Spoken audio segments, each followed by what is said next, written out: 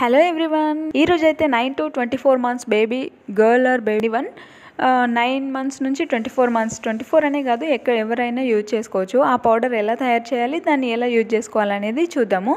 నేనైతే ఇట్లా multi nuts అన్ని ప్యాకెట్ దొరుకుతుంది కదా, అది తీసుకున్నా. దాంట్లో నుంచి బాదం ఇంకా కాజు అట్లాంటివి తీసుకొని, ఇంకా వాల్నట్స్ కూడా కొన్ని తీసుకున్నా. నేను క్వాంటిటీ తక్కువలోనే చేస్తున్నా, ఎందుకంటే చాలా రోజులు సరిపడా చేస్తే టేస్ట్ మారుతుంది అండ్ స్మెల్ కూడా పోతుంది కదా. అందుకనే నేను కొంచెం క్వాంటిటీలోనే నట్స్ పౌడర్ ప్రిపేర్ చేస్తున్నాను అనమాట. ఇట్లా తీసుకున్న తర్వాత ఇందులో పల్లీలు కూడా యాడ్ చేసుకోవచ్చు. నేనైతే ఏం తీసుకోలేదు, ఎందుకంటే డైజెషన్ ప్రాబ్లం మళ్ళీ అన్నీ ఒకేసారి యాడ్ చేస్తే అట్లా డైజెషన్ ప్రాబ్లం రావచ్చు. మా బాబు అయితే ఇప్పుడు 17 మంత్సే ఉంటాడు.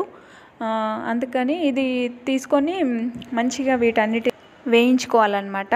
లేకపోతే అవి స్టోర్ చేస్తే ఖరాబ్ అయిపోతాయి తొందరగా. వేయించిన తర్వాత ఇట్లా కొంచెం చల్లారనివ్వాలి. చల్లారిన తర్వాత మిక్సీ పడితే మనకి ఇలా పౌడర్గా వస్తుంది. ఆ పౌడర్ని ఇప్పుడు ఎలా వాడాలో చూద్దాము. దానికోసం నేను రాగి జావా ప్రిపేర్ చేస్తున్నాను అనమాట.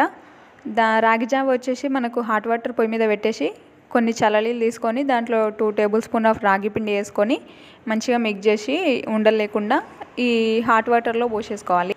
దాన్ని ఇందులో యాడ్ చేసుకోవాలన్నమాట. యాడ్ చేసుకున్న తర్వాత ఈ రాగి జావ ఏదైతే ఉందో మంచిగా మరగనివ్వాలి. ఎందుకంటే పిల్లలకి కదా మనం ఇచ్చేది, కొంచెం మంచిగా ఉడకనిచ్చిన తర్వాతనే పెట్టాలన్నమాట. లేకపోతే స్టమక్ పెయిన్ అట్లాంటివి వస్తాయి కదా. అందుకని నేను కొంచెం సేపు ఒక 10 మినిట్స్ అట్లా చేస్తా. ఇట్లా థిక్గా అయ్యే వరకు చేస్తానన్నమాట.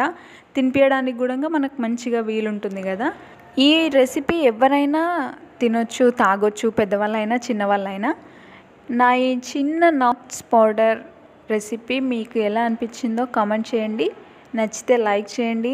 ఛానల్ని సబ్స్క్రైబ్ చేసుకోకపోతే సబ్స్క్రైబ్ చేసుకోండి. మీ పిల్లలకు కూడా ఖచ్చితంగా ట్రై చేయండి. Bye bye.